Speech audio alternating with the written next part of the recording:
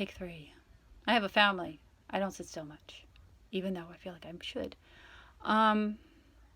Okay, I was asked to make a video about what to do if you're invited to a wedding or a big event with your family and you're not sure, you can do it.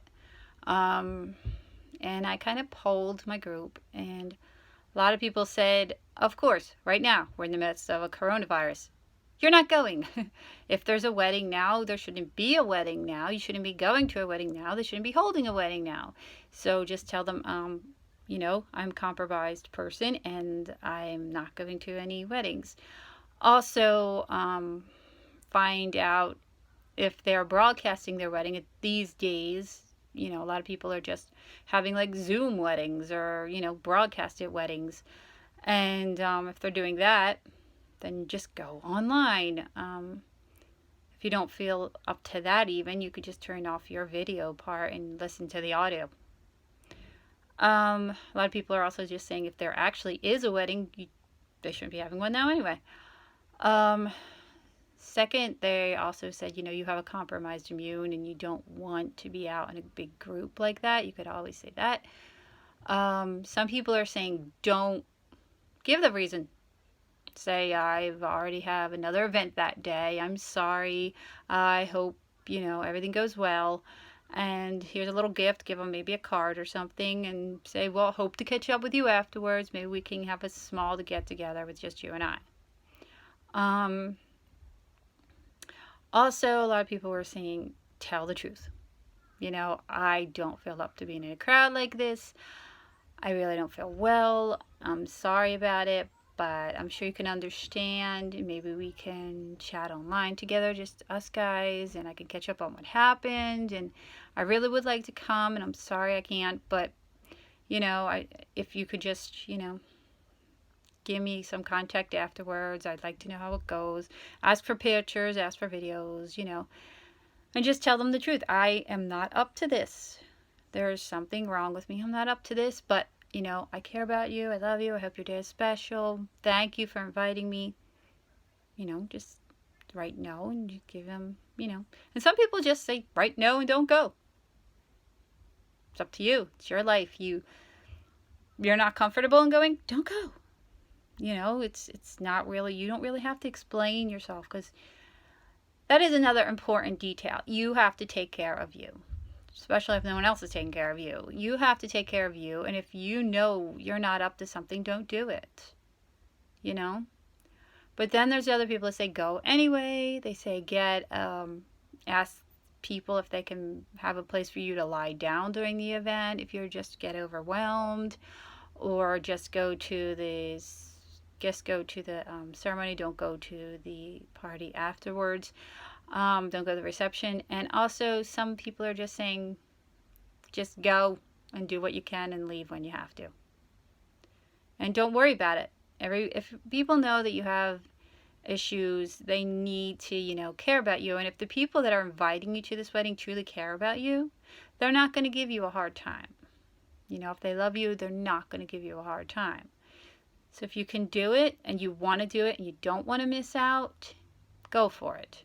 And just spend as long as you can and then leave. Or just go for the beginning and leave. If you absolutely don't feel up to it, you don't feel a lot of the times I just don't feel like being around a lot of people. I just can't take the energy from a lot of people. There's just too much and I get withdrawn and I just can't handle it. And I just feel like I'm bringing everybody else down anyway, so I don't want to do it. So, ask for a video of the wedding, ask for them to Zoom it to you, ask for them to include you in a different way online if you really don't want to miss it.